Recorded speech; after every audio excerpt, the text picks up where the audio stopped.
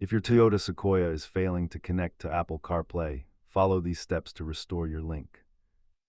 Statistics show that 80% of infotainment connectivity issues stem from simple cable faults or software glitches.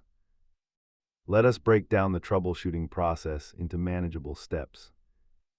Start by inspecting your physical connection, ensuring your cable is certified and the USB port is free of debris.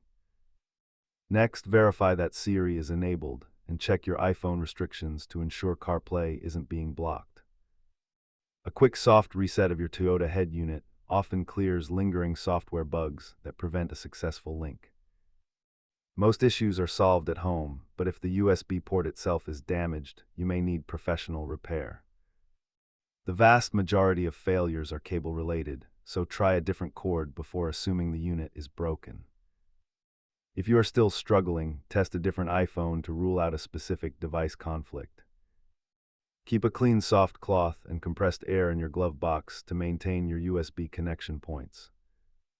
Remember, a high-quality cable is your best defense against intermittent connection drops while driving.